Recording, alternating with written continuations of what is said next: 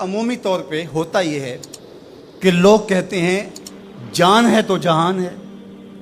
جان اور جہان کا فلسفہ ہم بچپن سے سنتے آئے. لوگ کہتے ہیں جائیداد چھوڑ دو، فلاں چھوڑ دو، فلاں چھوڑ دو، نظریات پر بھی کمپرومائز کر لیتے ہیں. جب جان نہیں ہے تو پھر باقی کیا؟ جان ہے تو جہان ہے. اس فلسفے کو حسین ابن علی نے بدل کے رکھ دیا کہ جان ہے تو جہان ہے. حسین نے بتایا جان نہیں ہے پھر بھی پوری کائنات تیری ہے. لوگ یہ کہتے ہیں کہ اگر لٹ گئے تو پھر سب کچھ برباد ہوگا. حسین نے یہ فلسفہ دیا لٹ کے ہی تو آباد ہوا جاتا ہے. یزید سب کچھ بچا کے بھی نہ بچ سکا، حسین سب کچھ کٹا کے بھی زندہ و جاوید رہا. یہ فلسفہ دیا سب کچھ کٹ جائے، سر نیزے کی نوک پہ بھی چڑھ جائے، خاندان کی لاشیں بکھری پڑی ہوں اور گھوڑوں کی ٹاپوں تلے روندی جائیں، کفن بھی کھینچ لیے جائیں، خیموں کو بھی آگ لگا دی جائے، لیکن سر شہیداں پھر بھی نیزوں پہ بلند ہی رہے گا، اونچا ہی رہے گا. یہ فلسفہ حسین ابن علی نے دیا. یہ سر جھکنے کے لیے نہیں ہے، یہ سر اوپر بلند ہونے کے لیے. اور میں ایک بات کہا کرتا ہوں، لوگ سر بچانے کے لیے ہاتھ دے دیتے ہیں، ظالم کے ہاتھوں میں ہاتھ دے دیتے ہیں کہ سر بچ جائے. حسین نے ہاتھ بچانے کے لیے سر دے دیا. ہم نے بچپن سے لے کر کے لڑکپن تک اور لڑکپن سے لے کر آج تک حضرت نبی رحمت صلی اللہ علیہ وآلہ وسلم کا یہ فرمان سنا ہے، من رآ منکم منکرا فلیغیرہ بیدہ فإن لم یستطع فبلسانہ فإن لم یستطع فبقلبہ وذلک اضعف الایمان، او کما قال النبی صلی اللہ علیہ وسلم. تم میں سے اگر کوئی برائی کو دیکھے تو وہ ہاتھ سے روکے، ہاتھ سے نہیں روک سکتا تو زبان سے روکے، اور زبان سے بھی نہیں روک سکتا تو کم از کم دل سے برا جانے. اور یہ سب سے کمزور ترین ایمان کا مرتبہ تھا. جو لوگ کہتے ہیں امام حسین کربلا میں کیوں گئے، میں انہیں کہتا ہوں امام حسین حضور کی گود کے پالے ہوئے تھے، کمزور ایمان والے نہیں تھے کہ دل میں ہی کڑتے رہتے اور ظلم کو اور جبر کو اور زیادتی کو اور ناانصافی کو ہاتھ اور زبان سے نہ روکتے. حضرت امام حسین کے خطبے دیکھ لیجئے، قدم قدم پہ خطبے دیے. محمد بن حنفیہ کے نام جو آپ نے وصیت نامہ لکھا تھا، آپ نے فرمایا انی لم اخرج عاشرا ولا بدرا ولا مفسدا ولا ظالما. میں سیر سپاٹے کے لیے نہیں جا رہا اور نہ ہی میں اپنی کسی خواہش کی تکمیل کے لیے جا رہا ہوں. میرے اہداف میں، میری خواہشات کے کسی گوشے میں یہ موجود نہیں ہے کہ میں تخت و تاج حاصل کر لوں گا. انما خرجت لطلب الاصلاح فی امت جدی، میں اپنے دادا کی امت کی اصلاح کے لیے جا رہا ہوں. اريد ان آمر بالمعروف وانہا عن المنکر، میں امر بالمعروف اور نہی عن المنکر کے جذبوں سے مالا مال ہو کے میں اس سفر کو اختیار کر رہا ہوں.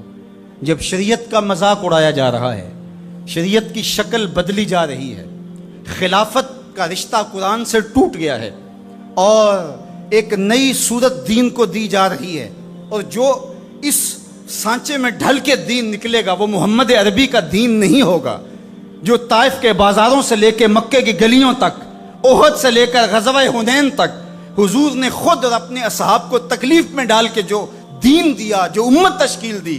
یزید اس سارے نظم کو بدل رہا ہے، تو کیا نبی کا نواسا جس کو حضور نے گود میں پالا ہو وہ خاموش ہو کے بیٹھ جائے؟ کہا حسین ایسا نہیں ہونے دے گا، اور اس کی جو بھی قیمت ادا کرنا پڑی حسین وہ قیمت ادا کرے گا. اور پھر اس کی قیمت چھوٹی نہیں تھی جو ادا کرنا پڑی. اگر حضرت امام حسین رضی اللہ تعالیٰ عنہ اس وقت کربلا کے تپتے ہوئے ریگزار میں، اس میدان حق و باطل میں اپنی قربانی پیش کر کے جبر کا راستہ نہ روکتے تو یہ بات اچھی طرح سے ذہن نشین کر لیجئے، اسلام کی یہ شکل جو آپ کو دکھائی دے رہی ہے یہ موجود ہی نہ ہوتی. دنیا کے اوپر کتنی تہذیبیں، کتنی ملتیں اور کتنی اقوام، جب ان کے اندر تغیر آیا تو وہ اپنی اصل صورتی چیزیں کھو بیٹھی. دنیا کے اوپر کتنے مذاہب، یہودیت کی شکل دیکھ لیجئے، کیا یہ وہی صورت ہے جو حضرت موسیٰ لے کر آئے؟ عیسائیت کی شکل دیکھ لیجئے، کیا یہ وہی صورت ہے جو حضرت عیسیٰ لے کر کے آئے؟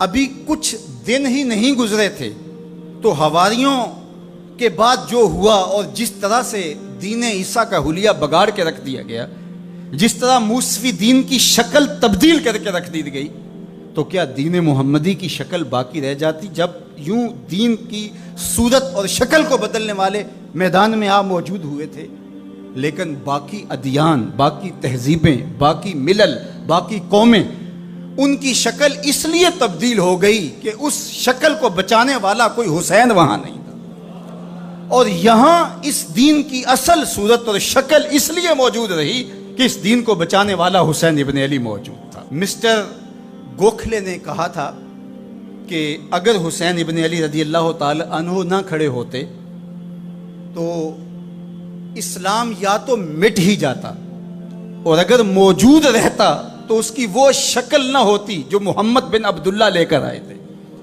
اس کی شکل وہ ہوتی جو یزید پیش کر کے جاتا۔ لیکن حسین ابن علی کی قربانی، ان کی نہضت کی وجہ سے، ان کے قیام کی وجہ سے، ان کے کھڑا ہو جانے کی وجہ سے 14 صدیاں گزرنے کے بعد آج بھی وہی اسلام ہے جو آمنہ کا لال دے کے گیا تھا۔ یہ حسین ابن علی کا کام ہے جو حسین نے کیا، اس لیے حضور نے ناز کیا حسین پر، کہا کہ حسین منی و انا من حسین، حسین مجھ سے ہے اور میں حسین سے ہوں۔ یہ مجھ سے ہے کہ میری بیٹی کا بیٹا ہے، میری نسل ہے، میرا نسب ہے، میں حسین سے ہوں، قیامت تک میرے دین کا جھنڈا جھولتا رہے گا، تو اس کی بنیادوں میں لہو حسین ابن علی کا۔ حضرت امام حسین رضی اللہ تعالی عنہ نے ایک بات کہی تھی، جب بیعت کا آپ سے مطالبہ کیا گیا تو آپ نے یہ نہیں کہا کہ میں یزید کی بیعت نہیں کرتا، بلکہ آپ کا جملہ تاریخ ساز ہے، بڑے لوگوں کا کلام بھی بڑا ہوتا ہے اور حکمت کے نور سے بھرا ہوا ہوتا ہے، قیامت تک ایک نسب العین دینا تھا۔ یہ نہیں کہا کہ حسین ابن علی یزید کی بیعت نہیں کرے گا، بلکہ کہا مثلی لا یبایع مثلہ، میرے جیسا اس جیسے کی بیعت کیسے کر سکتا ہے؟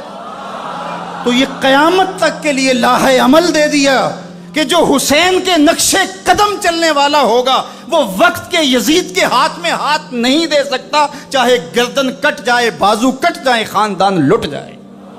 یہ حسین ابن علی کا پیغام ہے۔